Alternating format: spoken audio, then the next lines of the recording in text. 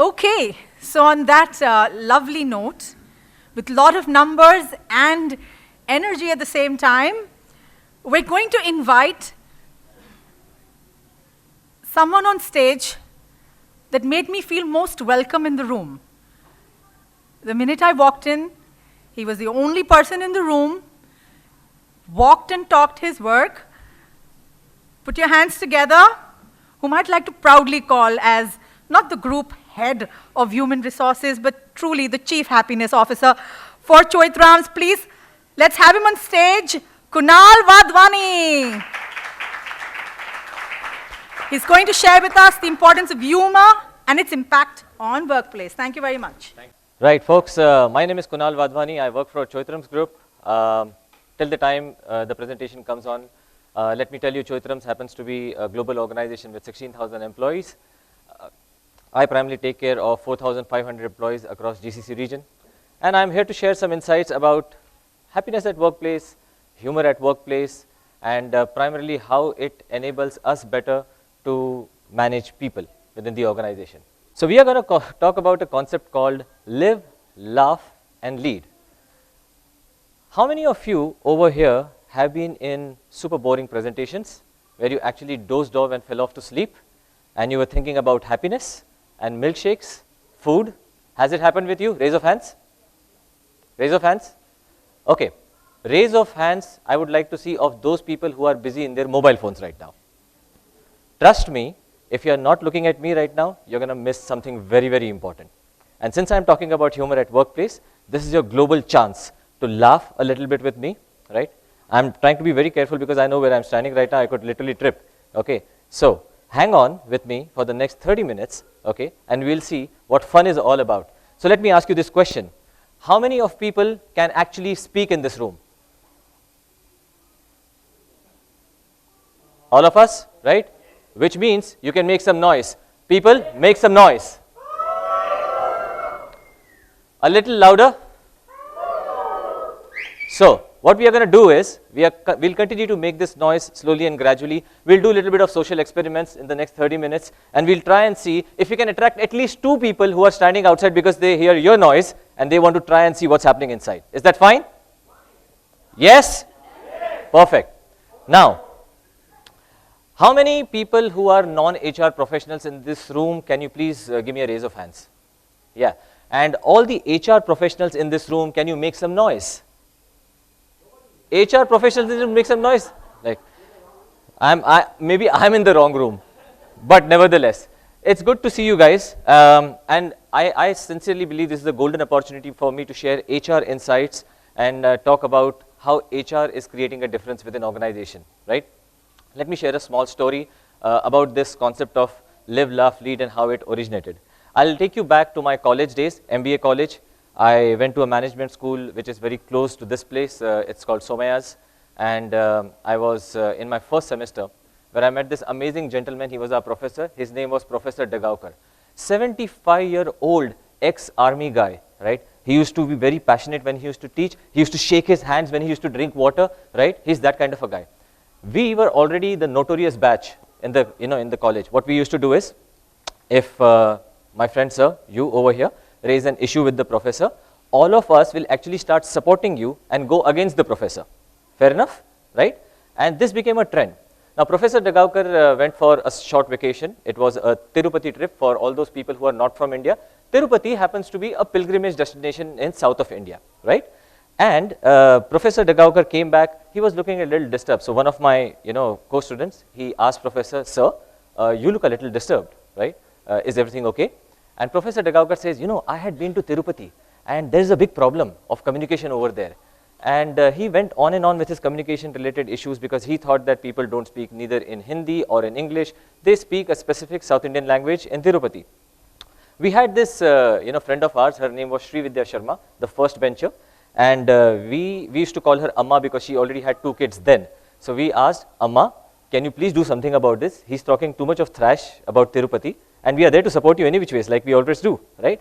And professor went on and on about this and suddenly Srividya Sharma gets up and she's like, excuse me professor, you cannot say all these things about Tirupati. It's my hometown. I come from there. And as you can see, I'm communicating with you in English. I hope you can understand me, right?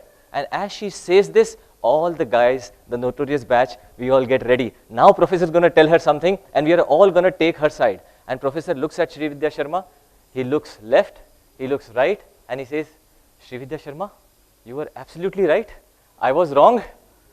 And all the guys who were ready, okay, defensive, right, ready to take Srividya Sharma's side, we are all like, oh, this was not fun, right? It's not making any sense, right? And then professor told us something.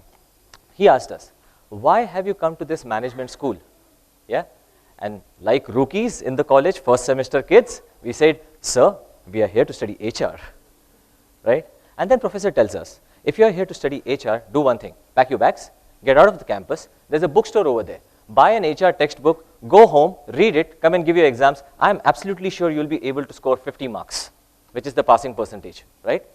However, if you choose to come to a management school, one thing that you need to learn in 2 years is management. And I'm one of those lucky people who understood this concept in second week of my first semester.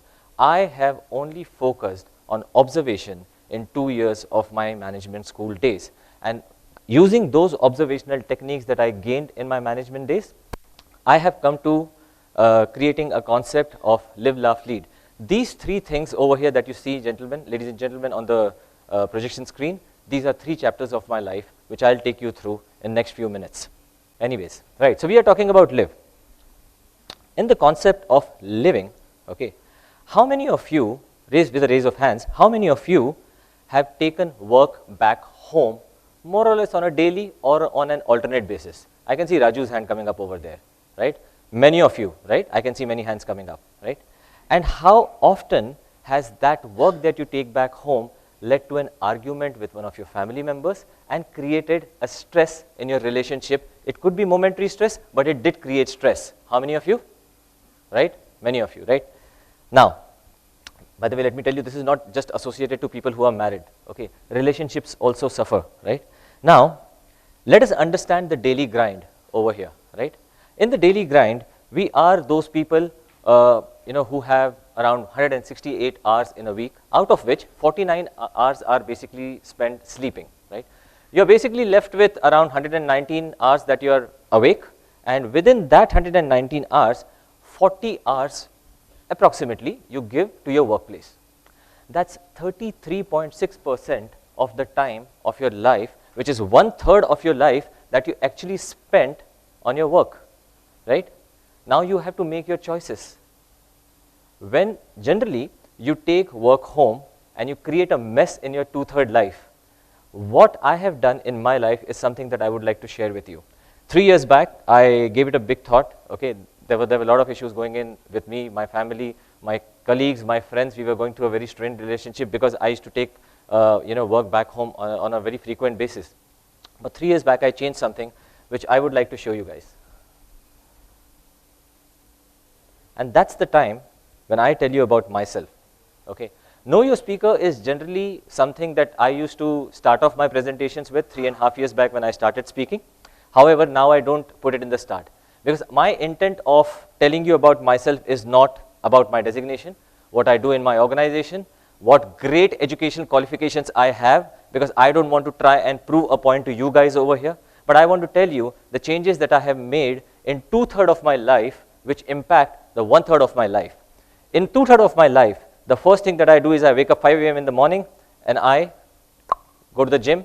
I'm a rock climber, I'm a scuba diver, I'm a professional 10-pin bowler, I'm a salsa trainer, and this is the 2/3 of my life, which makes me a great colleague, a great worker in my life, where I win awards for my organization.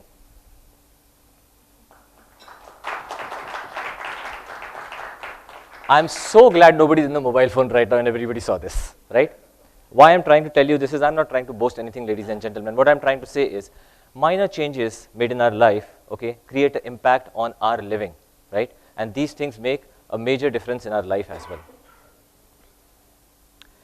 When I talk about living well, I would like to talk about efficiency versus enjoyment. Now, when I try to compare efficiency versus enjoyment, I don't have a problem with efficiency. Let me tell you, my birth date is 2nd of May, okay? Doctors told my mom and dad that I would be born on 5th of May. I am so efficient, I was born 3 days in advance, right? So I love efficiency, frankly speaking. So I love efficiency. However, efficiency is a concept where we try and deal with something that we create which saves time for us, right? However, something that saves time does not necessarily increase productivity for you in the organization, right? And this is where the whole concept of enjoyment piece comes into picture. At Choitrams, we have this amazing culture between 1 p.m. and 2 p.m. each day, where all the people in the organization, include our office boy, come and play table tennis, come and play foosball, come and play carom. We have a darts board. Sometimes we put people's face on the darts board and hit the dart board as well, just to take our frustrations off, and we do it very, very openly, right? This kind of culture just enables us to open up to different genre of people, different levels of people within the organization. It just enhances and boosts communication within the organization, where people come together and talk about their challenges absolutely freely with each other. It is not a very HR dependent activity where if somebody has a problem, they need to come to an HR. The kind of culture that we are trying to create within Choitrams is to try and see if each and every employee can talk to each other, their peers, primarily to solve their issues, because peer group management is one of the most important tools in the organization that you can actually use to create happiness within workplace, right? Now that takes us to chapter number 2, laugh. And how would you feel if I tell you that I want to give you an opportunity to free membership to a club? Does that excite you?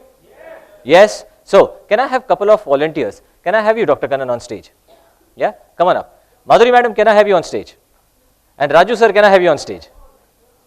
Come over. Big round of applause for all these great people over here. Come on, come. Be on my left hand side. Okay. Madhuri ma'am, come. Okay. Raju sir, come. Okay. Now, I want all of you to stand up. Wherever you are, please stay there. All of you stand up, right? Okay. Dr. Kannan, please come on my right. Okay. I'll just stay here, right? Please face the crowd, right? Now, are you all ready for a social experiment? Yes. Right. Now, you guys will realize that you made a mistake by saying yes, and I'll prove it to you, right? This club that I am talking about, where you're going to get a global free membership, is Kunal Wadhwani's 30-second laughter club. Yeah? Sounds exciting? Yeah? How many of you have gone to any joggers park, where these joggers in their tight t-shirt, sports shoes, with a mobile app on their hand over here are like running, and then they look at right hand side where all these people are doing ha ha ha ha ha ha ha ha, right? These guys do this, right? Now we are going to recreate that environment over here. Are you all set for it? Yeah? So on my watch, okay, I'll target 30 seconds. And there's one problem over here. If you see the person next to you is not doing this activity, okay, then we will increase the timeline by 30 seconds if I see that activity. So if you see your neighbor not doing it, please ensure that person does it. Is that okay? Right? So it's a very simple activity. We take our hands like this, okay? We go ha ha ha ha ha ha ha ha, right? All right. On the count of 3. 3, 2, 1, for 30 seconds. Go. Ha ha ha ha ha ha ha ha ha ha ha ha. Louder. Oh ho ho ho. Ah ha ha ha. Oh ho ho ho. Ho ho ho. 10 more seconds. Ah ha ha. 8, 7, 6, 5, 4, 3, louder, 1, woo! Please, thank you for volunteering, guys. Please, a big round of applause for all the volunteers on stage. Thank you so much. Please have a seat, folks. Did you know what just happened in last 30 seconds? Yeah? You all started off with fake laughters. All of you have real smiles on your face right now. And life is as simple as that. Yeah? Now, the great part of knowing this is that even a fake smile gives you the same benefit that a real smile gives you. So just in case you don't like my jokes or my experiment, you can give me a fake laughter. It's absolutely cool, right? Yeah? You tried, yeah, you show off. Yeah, okay, right? Now, how does humor really help in relationships? I'm talking about personal relationships over here. We'll get to work relationships as well. It basically solves problems, warms us up. It actually reduces attrition, okay? Few of our speakers were talking about it in their presentations before I walked in. And yes, I do agree with them when they talk about less attrition in the organization when people are actually happy. You as an individual are seen more approachable. People prefer to come and talk to you about their thought processes, about their challenges in life as well. And frankly speaking, if you laugh for, let's say, 10 to 15 minutes, it's actually equivalent to 10 minutes of aerobics. It's actually equivalent to 15 minutes of dancing. And the third part is very strange. I am not saying this, some research says this, that 10 to 15 minutes of laughter is actually equivalent to milking a cow. Now, I'm not too sure if the audience over here has an opportunity to milk a cow on a routine basis, but if you just use that 30-second laughter challenge on a daily basis, either yourself, either with your team members, or maybe with your family at home, okay, life will be really, really sorted. Yeah? When we talk about benefits of humor at work, we are talking about more productive staff, we are talking about less stress within the organization, we are talking about lowering our blood pressure. And this is what anxiety and stress does to you. Did you guys know that, because I take care of HR and to a certain extent administration as well, I take care of healthcare for the organization, medical insurance as we would like to call it. This happens to be an increasing cost in today's time, right? So humor at work actually enhances relationships and reduces your blood pressure, where you are actually more, satisfied working in an organization. Did you know that executives who use humor are paid more? They get promoted more faster. That's a fact. And you know how I know it? Because I have been through this particular process. I use humor in my organization on a very routine basis, basically to enhance my team management skills. And I have seen a lot of growth within myself as a person. Okay, I'm not just talking about hierarchy over here, but as a person, I have grown a lot, I have matured a lot using this. And you make friends at work, frankly speaking. There's a research that talks about this particular point, where it says that in your organization, if you have 3 close relationships, there is a 96% probability that you'll stick around in that particular job, okay, for a very, very long time. So how do you make friends at work?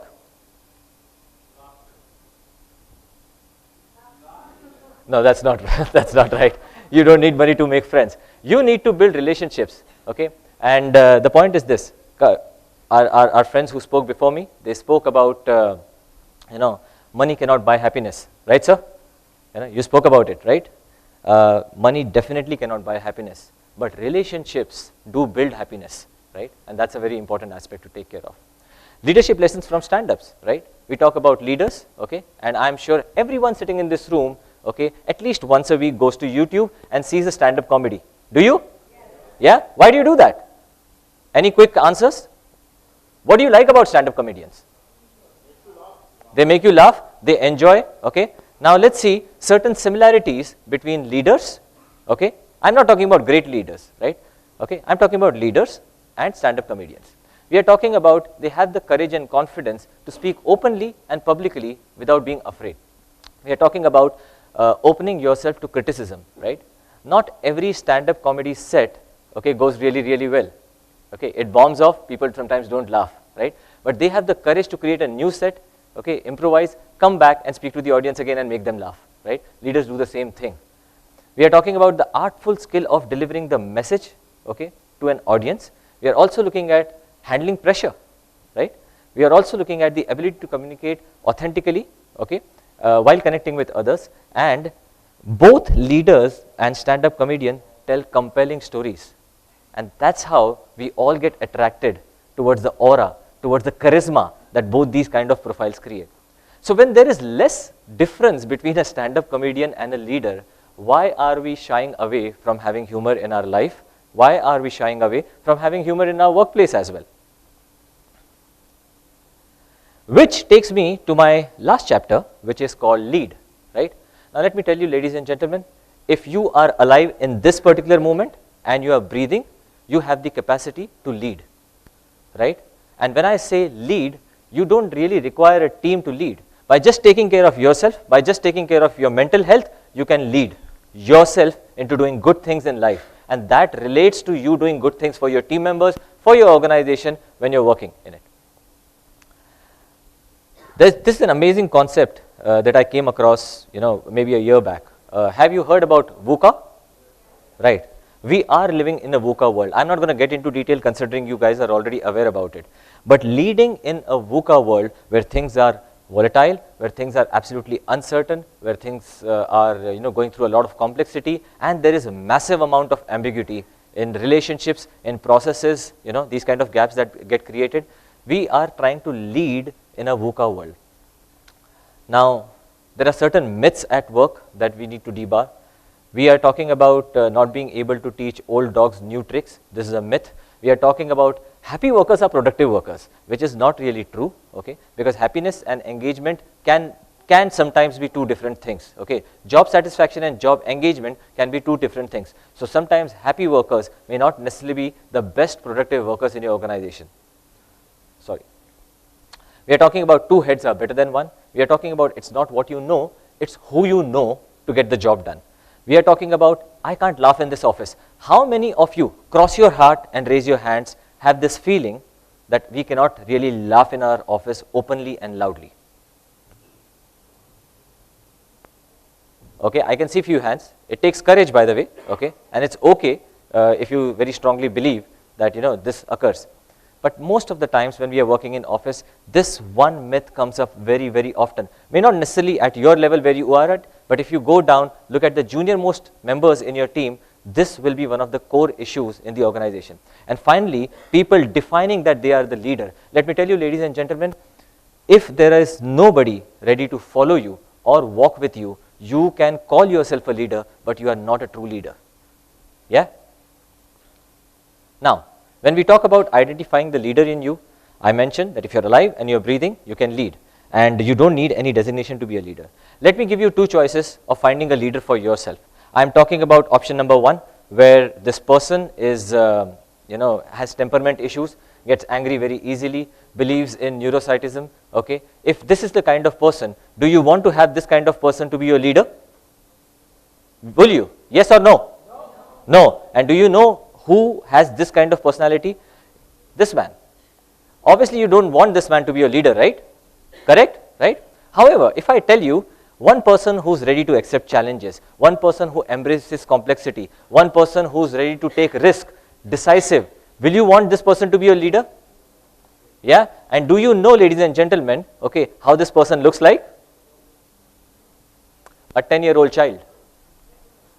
I'm not saying this. I just Googled personality traits of a 10-year-old, right? And this is what I found out over there, right? So if you are ready to accept a personality of a 10-year-old to be your leader, why are you running away and dying, allowing the kid in you to die off, right? This is a very, very important point that you guys need to remember. We are talking about merging systems with goal. Dr. Kannan, I'm sorry, I'll just take 5 more minutes and I'll wrap this up. But this is a very important topic that I need to talk about. When I talk about merging systems with goal, I'm not talking about a technology-based system. I'm talking about a system, a systematic approach. And I'll give you a short example. I was in college, like all the boys do.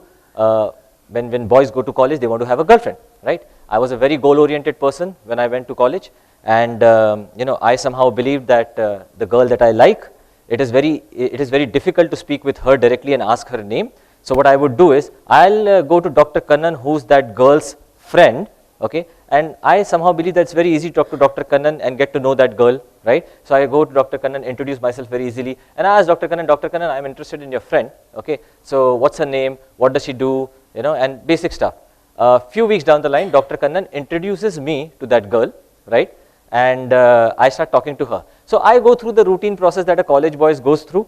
I start talking about what's your favorite fruit, what's your favorite color, what's your favorite restaurant, what kind of movies you like, who's your favorite actor, all that stuff. I waste 6 months in all these things, and 6 months down the line, I pop up the question, do you like me?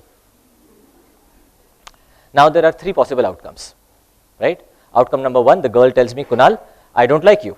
Outcome number 2, the girl says, Kunal, I have a boyfriend. And the third outcome, which is the most possible outcome which happened with me, okay, is no.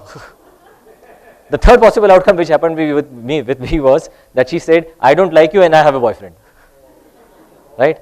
However, a friend of mine who's a system-based person, okay, walks into a room which is full of girls and he goes, will you be my girlfriend? Will you be my girlfriend? Will you be my girlfriend? Will you be my girlfriend? Will you be my girlfriend? Imagine the chances of rejection in one day. Chances of rejection in one day. That guy learned to understand rejection in one day. I was sad for next 6 months when this thing occurred with me. right? But this guy understood rejection. Maybe one of the girls will, let me just give it a try, let's see what happens with him. You never know, right? Now, when we talk about merging these aspects of system and goals together, comes out a beautiful concept where we can learn management. Let's take a personal level example.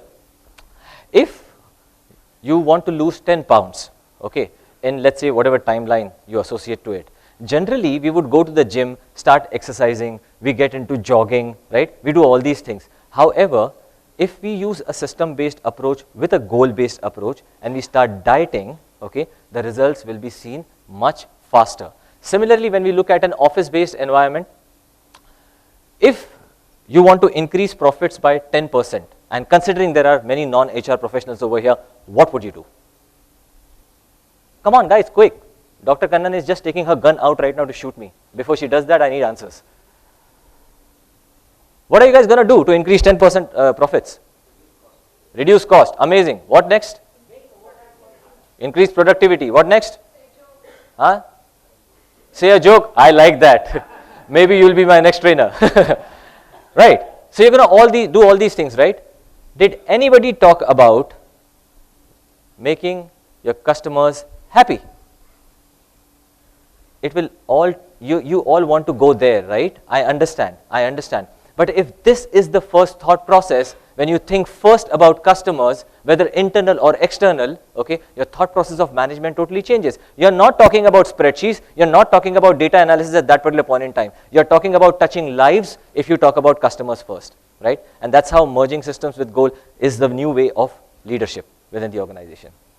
As we move on, how we lead at Choithrams, okay? We have created a 5-step methodology. We talk about customer centricity, we talk about leadership within the organization, we talk about working with a lot of integrity within the organization, we talk about meritocracy within the organization when we reward employees with benefits, increments, we talk about being boundaryless as an organization where we break communication barriers in the organization and freely talk to each other. And ladies and gentlemen, allow me to introduce to you the values of Choithrams, which we proudly call as CLIMB. That's for you guys. Quickly summing it up, for all of you, okay, sitting over here, I would like to tell you this. There are only 3 objectives. We talk about multiple KPIs in the organization when we are going through our performance appraisal templates, but there are 3 practical objectives. If you just focus on it, you all will be successful leaders in the next couple of years. The first one is creating a financial impact. It does not really matter. It does not really matter whether you're in HR, whether you're in marketing, whether you're support domain, whether you're in operation domain. Everybody in today's time is supposed to create a financial impact for the organization. The next is to provide quality through leadership. Lead well, take care of your team members. The team members will take care of the organization. And final is the branding perspective. In branding perspective, it is a myth that marketing teams are supposed to brand the organization. No. If I am standing over here in front of you today as the group head of human resources for Choithrams, it is my responsibility to ensure that the brand goes up. You guys think of my organization as a great organization, as an employer of choice. With that, ladies and gentlemen, I come to the end of my presentation. Thank you so much. You are a lovely audience.